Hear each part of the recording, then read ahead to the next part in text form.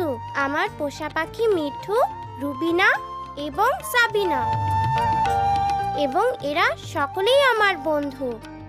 আজ আমার চাচাতো বোন রুমি আপার বাচ্চার প্রথম শক্ত খাবার খাওয়ানোর অনুষ্ঠান করতেছি। দেখো দেখো আমাকে পড়ি আইছে। পড়ি আসছে, পড়ি আসছে, আমাকে পড়ি আসছে। দেখো দেখো।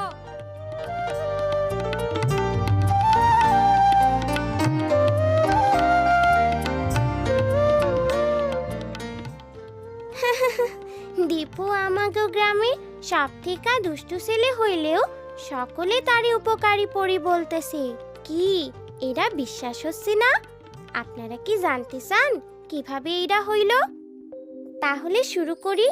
ঠিক 6 মাস আগে যখন রুমি আপা আমাগো বাড়িতে তার বাচ্চা হবার জন্য আইছিল, তখন থেকেই এই গল্পের শুরু।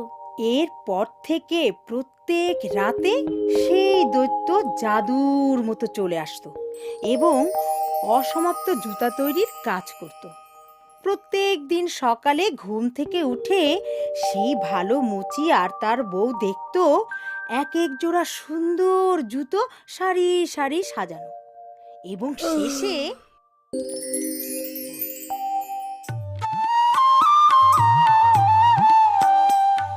পরের দিন আমরা সব বন্ধুরা মিলে ভাবতেছিলাম কিভাবে ছুটির দিনগুলো কাটাবো।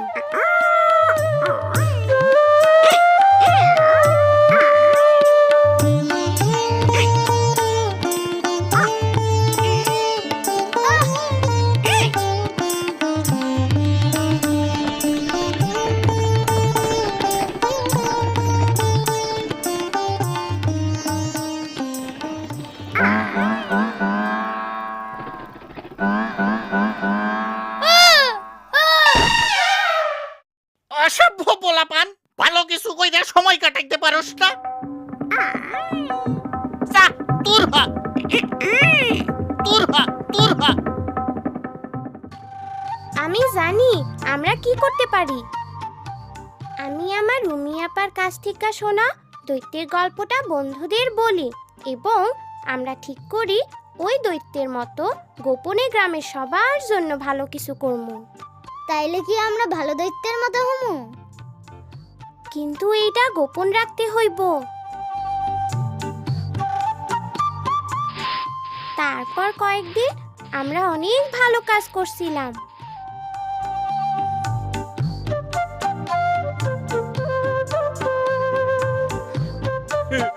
তাড়াতাড়ি আসো, তাড়াতাড়ি আসো, দেখো আমাদের উঠান পরিষ্কার পরিচ্ছন্ন।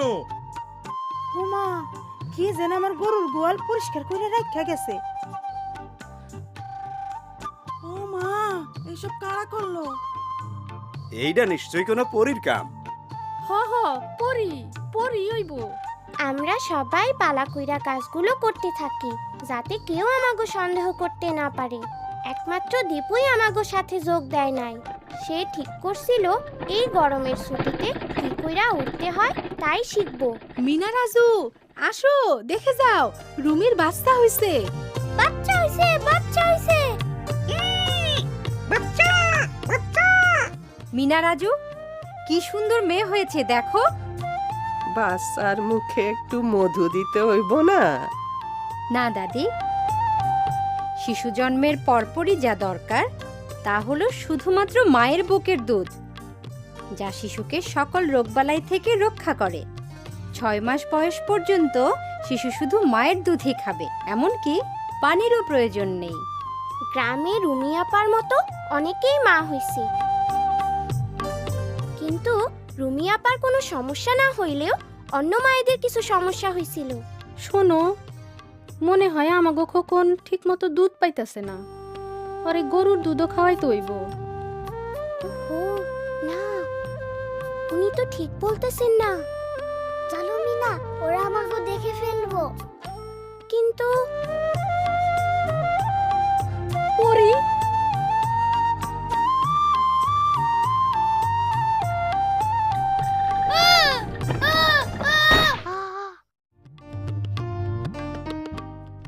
এর মধ্যেই গ্রামের লোকজন ভাবতে লাগলো যে তারা পরীকেই দেখেছে। গ্রামবাসীর সকল স্থানে পরীর ব্যাপারে নানা রকম কথা বলতে লাগলো।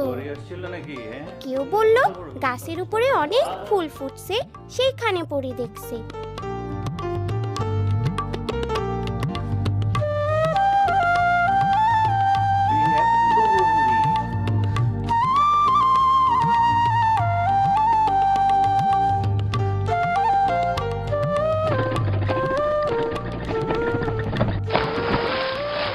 রুমি আপার বাচ্চাটা বড় হইতাছে, কিন্তু রুমি আপার মনে সন্দেহ তার বাচ্চা ঠিকমতো দুধ পাইতেছে তো।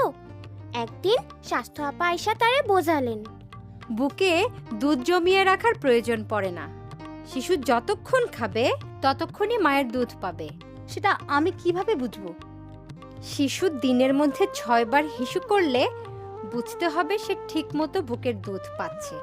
মনে রাখবে, শিশুর পেট খুব ছোট। তুমি ভাবতে পারো সে ঠিকমতো দুধ পাচ্ছে না, কিন্তু 6 বার হিসু করলেই বুঝতে হবে সে ভালো আছে। আপা, আমিনা ভাবি মনে করতেছে তার বাচ্চা ঠিকমতো দুধ পাচ্ছে না।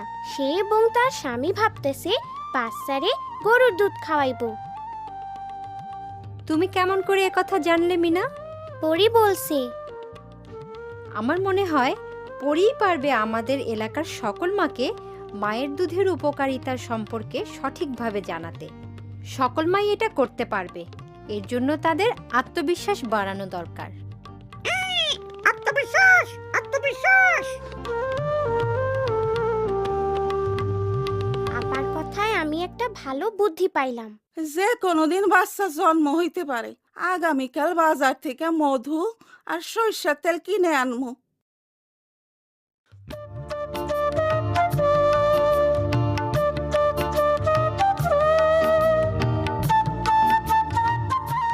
নিজের প্রতি আস্থা রাখতে হবে।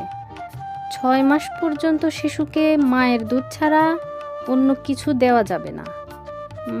এ ব্যাপারে কোনো কিছু জানার থাকলে অবশ্যই স্বাস্থ্য আপার সাথে কথা বলতে হবে। পরি আমাদের সব সমস্যার কথা জানে। হ্যাঁ, পরীর উপদেশ আমাকে মাইনা চলা উচিত। অবশ্যই আমরা পরীর উপদেশ মাইনা চলমু। সে তো আমাকে সব সমস্যাই জানে। এইটা আবার কি? সিডি নবজাতকের মুখে মধু বা সরিষার তেল দেওয়া যাবে না। নবজাতককে জন্মের সাথে সাথে মায়ের বুকে দিতে হবে। মায়ের দুধ শিশুর জন্য প্রথম প্রতিষেধক, যা তাকে বিভিন্ন রকম রোগ থেকে রক্ষা করে। এসব বিষয়ে স্বাস্থ্যকর্মীর সাথে আলোচনা করতে হবে। ও, তাইলে তো আমরা অবশ্যই পরীর কথা মাইনা চলমু।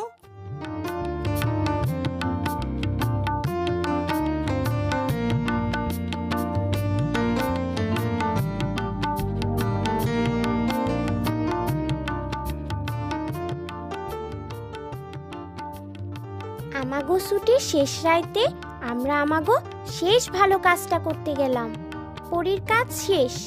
স্বাস্থ্য আপার কথা গ্রামবাসীদের জানানো হয়েছে। তাছাড়া পরের সপ্তাহে স্কুল খুলবো। আমাগো এখন এই কাজ শেষ করতে হইব। কিন্তু গ্রামের মানুষ তো তাইলে মনে করব হঠাৎ পরে চলে গেল।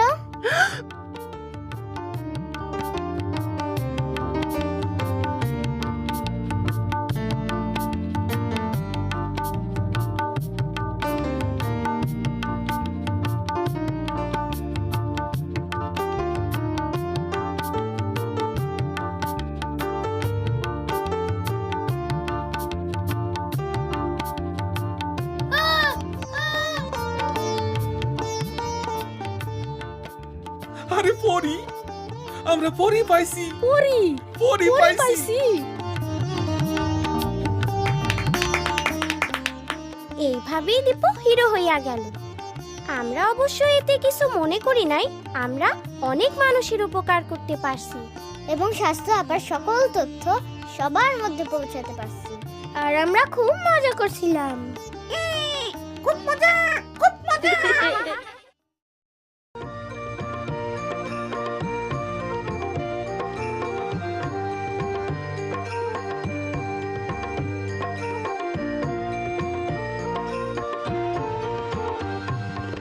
আমি বাবা মায়ের শত আদর